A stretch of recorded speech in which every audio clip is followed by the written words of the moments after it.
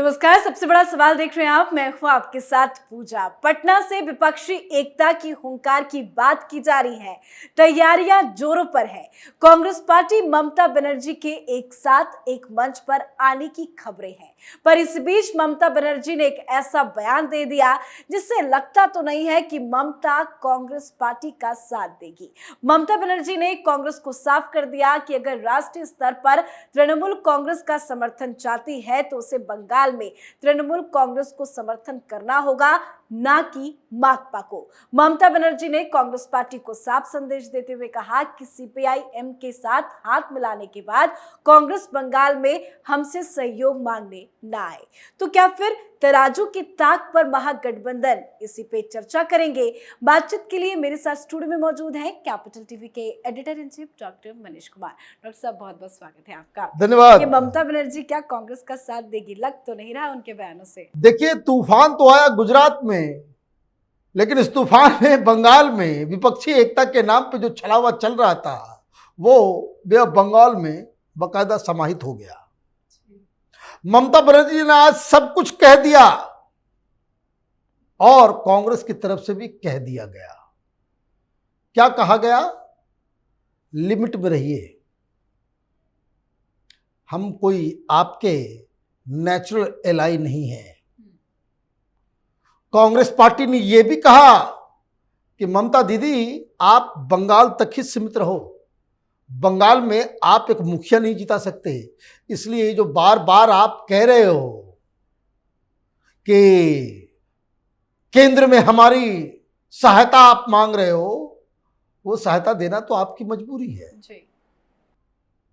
Congress party ये जान रही है कि अगर 150 से ऊपर ज्यादा सीटें आती है और भारतीय जनता पार्टी सरकार नहीं बना पाती है, तब भी ममता बनर्जी के पास कोई दूसरा चारा नहीं होगा कि वो कांग्रेस को समर्थन दे। बीजेपी की सरकार बनाने में जो कोई भी मदद करेगा, मुस्लिम वोट उसके हाथ से जाएगा। और ममता बनर्जी भी इस बात को जान रही है कि बिना मुस्लिम वोट के उनकी राजनीति बिल्कुल शून्य है। ये जो बांग्लादेशियों को, रोहिंग्यास को जो बसाया जा रहा है बंगाल के अंदर, ये ममता बनर्जी का उसका पूरा डिजाइन है कि किसी भी कीमत पे एन केन प्रकार हमें तमाम मुसलमानों का वोट मिलना जरूरी है। 30% मुसलमान है वहां पे, वो भी तो पुराने जनगणना के मुताबिक अभी तो 40% मुसलमान हो गए बंगाल के अंदर में, थैंक्स टू ममता बनर्जी। अभी आएगा रिजल्ट तो देखिएगा, लोग तो यही कह रहे हैं। खैर, अब अभी कुछ दिन पहले हुआ चुनाव एक, वहां मुस्लिम पॉपुलेशन 70%, ममता हार गई। मुसलमान किसको वोट कर गया? कांग्रेस पार्टी को। वहीं से टेंशन शुरू हो गया कि मुसलमान टीएमसी को छोड़ के कांग्रेस और वामपंथी के पास जा सकता है, तब तो इनकी राजनीति खत्म हो जाएगी। ममता बनर्जी की जो राजनीति के लिए आइडियल सिचुएशन क्या है कि बंगाल में हिंदू मुसलमान करता रहे, ताकि मुसलमानों के पास कोई दूसरा चारा ना बचे, वो हमें वोट करे। बीजेपी जितना बड़ी होती जाएगी, मुसलमानों का जो वोट जो है उतना कंसोलिडेट हमारे पास करेगा। ये बेसिक अर्थमेटिक है। अब यहां पे कांग्रेस पार्टी और कम्युनिस्ट पार्टी एक साथ मिल जाती है। अभी देखिए मारपीट चल रहा है, किसको मारा जा रहा है सबसे ज्यादा? वो फुरफुरा शरीफ का जो पार्टी है, आप देखिए उस पार्टी के ऊपर ही अटैक हो रहा है, गोलियां चल रही है। किसके ऊपर? तो फुरफुरा शरीफ वाले जो अंसारी है उसके पार्टी कार्यकर्ताओं के ऊपर। बीजेपी वाला मरा है भी नहीं, बीजेपी वाले के साथ मारपीट हो रही है। 5 लोगों की मौत हो गई, अभी नॉमिनेशन ही हुआ है। इस बार आंकड़ा 100 जाएगा। तभी मौत किसकी हो रही है? तो कांग्रेस की। कांग्रेस के कार्यकर्ताओं को उड़ाया जा रहा है, ये करेंगे गठबंधन। क्यों? ममता बनर्जी अच्छी तरीके से जानती है कि बीजेपी मजबूत हो जाए कोई दिक्कत नहीं, फिर भी हमारी सरकार आएगी। वो 10% 15% हिंदू है ही बहके हुए, जो सेक्युलरिज्म के नाम पे हमें वोट करेंगे और मैं बेवकूफ़ बना दूंगी, चंडी पाठ कर दूंगी चुनाव के समय, कुछ और हिंदू वोट हमारे पास आ जाएंगे और बीजेपी अपना दम दिखाएगी, मुसलमान डर के हमें वोट करेगा। लेकिन अगर कांग्रेस पार्टी और कम्युनिस्ट पार्टी खड़ी हो जाती है, वो थोड़ी सी भी मजबूत हो जाती है, तो मुस्लिम वोट उधर जाएगा और जैसे ही मुस्लिम वोट गया, ममता बनर्जी की राजनीति खत्म। अब ये बेस समझना जरूरी है, तब इस वॉयलेंस को भी आप समझेंगे। ममता बनर्जी और बंगाल के जो राजनीति को पढ़ने वाले हैं, उनको ये साफ साफ मालूम है, ये दूसरे राज्य में नहीं होता, लेकिन बंगाल में होता है। वहां का सिस्टम ही राजनीति का ऐसा है कि ये जो लोकल चुनाव है, वो असेंबली इलेक्शन का, क्या आगे किसकी सरकार होगी, वो उसका ट्रेलर होता है। जो कब्जा कर लिया लोकल चुनाव के ऊपर, उसी की सरकार बनेगी। ममता बनर्जी इस चीज को समझी, इसलिए वहां जो लोकल चुनाव हुए, पहले वहां ममता बनर्जी जीतती है, तब जाकर के 2011 में वो जीत के आती है विधानसभा। और फिर आप विधानसभा एक बार जीत गए, तो फिर उसके बाद फिर आप अपने हिसाब से चीजों को, फिर तो वहां आपके दल बल सब कुछ आ गया, फिर बम चलाओ, ये चलाओ, वो चलाओ, फिर आपको वोट मिलते रहेंगे। तो ये ट्रिक वो जानती है, इसलिए पिछली बार भी 95% सीट्स ममता बनर्जी ने अपनी पार्टी के खाते में किया। मैं क्यों कह रहा हूं खाते में किया? वहां कोई इलेक्शन साफ सुथरा नहीं होता। अभी बमबाजी चल रही है, दिवाली चल रहा है, और इस तरह की चीजों के ऊपर इलेक्शन कमीशन भी आंख बंद किए हुए है, सुप्रीम कोर्ट भी बंद आंख किए हुए है, प्रधानमंत्री मोदी भी आंख बंद किए हुए हैं, अमित शाह भी आंख बंद किए हुए। आप प्रचार प्रसार करते रह जाओगे, कुछ नहीं होगा। क्यों?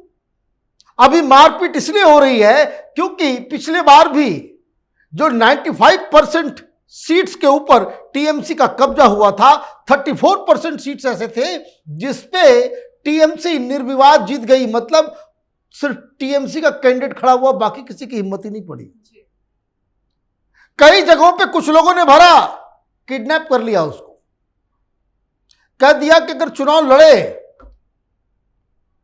तो बीबी को उठा लिया जाएगा, गोली मार दिया जाएगा। और जो खुदा ना खाते 5-6% जीते भी दूसरी पार्टी के, वो बंगाल छोड़ के भाग गए। कि रिजल्ट के बाद फिर जो है टीएमसी वाले बंदूक लेके ढूंढ रहे कौन जीता, जरा दिखाओ चेहरा। तो ये डेमोक्रेसी बचाने वाले लोग हैं। अभी वो तमाम, वो कहाँ है, वो पब्लिक ओपिनियन कूद कूद के करने वाले सब वरिष्ठ पत्रकार? बंगाल जाओगे? बंगाल जाओ, डेमोक्रेसी बचाना है भाई। बम चल रहे हैं वहां पे, गोलियां चल रही है। हिम्मत है मुर्शिदाबाद जाकर के रिपोर्टिंग करने का? हिम्मत है दिनाजपुर जाकर के रिपोर्टिंग करने का? दिल्ली में बैठ के भाषण है, मोदी के खिलाफ प्रोपेगेंडा करने में सबसे आगे होते ये दलाल किस्म के पत्रकार। मुर्शिदाबाद चले गए और वहां पे वायलेंस के खिलाफ एक भाषण ये लोग देंगे, वापस दिल्ली कभी आ नहीं पाएंगे। यही बंगाल की हकीकत है। एक बहुत बड़े चैनल के बहुत बड़े एंकर, सबसे तेज चैनल के बहुत बड़े वरिष्ठ व्यक्ति गए थे स्टोरी करने बॉर्डर पे क्या हो रहा है। उस चैनल का पूरे क्रू को जो है ये जिहादियों ने कहा कि अब इधर आ जाओ। रोने लगे थे लोग, तो कहीं फोन वोन करके इन लोगों को छुड़वाया गया। फिर से इन लोगों ने कान पकड़ लिया, भी देखिए कोई नहीं जाएगा वहां, भाषण देंगे ये पूरा, किसी की हिम्मत नहीं पड़ेगी कि वो वहां जाए। तो ये तो कहानी है। तो ममता बनर्जी ने सारा कुछ इंतजाम कर रखा है पहले से कि किसी भी कीमत पे वो वहां पे जीते नहीं। अब क्या हुआ? कांग्रेस पार्टी खुल के सामने आ गई। अधीर रंजन चौधरी ये कह रहे हैं कि ये तो टेररिज्म हो रहा है, दहशतगर्दी, ममता बनर्जी दहशतगर्दी फैला रही है। ममता बनर्जी कह रही है कि भाई हम तो कांग्रेस पार्टी की मदद नहीं करेंगे, ये वामपंथियों के साथ। और देखिए ममता बनर्जी ने कल जो बयान दिया उसमें वो कह रही है कि बंगाल के बारे में लोगों को नहीं मालूम है। ये कांग्रेस की सरकार जब थी, वामपंथियों की सरकार थी सीपीएम के दौरान, उस समय इस तरह का हिंसा नहीं होता था भाई उससे निजात पाने के लिए तो आपको वोट दिया गया। आप तो उससे भी 2 कदम आगे चली गई। तो ये जो लोकल इलेक्शंस जो हो रहे हैं उसमें 2 चीजें हैं। एक, कम्युनिस्ट और कांग्रेस ये दोनों नजदीक आएंगे बंगाल के अंदर। और अगर पिछली बार से खराब परफॉर्मेंस होता है ममता बनर्जी का, वहां पे कांग्रेस जीतती है या बीजेपी जीतने में कामयाब हो जाती है, ममता बनर्जी के सामने फिर ये लोकसभा 2024 से विपक्षी एकता कुछ नहीं रहेगा। एक एक करके कांग्रेसी नेताओं को जेल भरना शुरू कर देगी। यही इसका रिजल्ट निकलने वाला है, क्योंकि ममता बनर्जी अब धमकी दे रही है कि अगर तुमको केंद्र में हमको मदद की जरूरत है तो यहां से चुनाव से विड्रॉ करो, हम और बीजेपी लड़ेंगे। और ये कांग्रेस पार्टी को बर्दाश्त नहीं होगा। जी, बहुत बहुत धन्यवाद बातचीत के लिए। धन्यवाद। तो पश्चिम बंगाल की मुख्यमंत्री ममता बनर्जी ने कांग्रेस को लेकर जो बयान दिया है उससे विपक्षी एकता की पूरी पोल खुल गई है। ममता का बयान कई मायनों में काफी अहम है। उन्होंने भले ही पंचायत चुनाव को लेकर अपनी बात रखी हो, मगर इसका असर 23 जून को पटना में होने वाली विपक्षी एकजुटता और लोकसभा चुनाव 2024 में भी देखने को मिल सकता है। इस पर आप अपनी राय कॉमेंट करके जरूर लिखें। देखते रहिए कैपिटल टीवी। नमस्कार।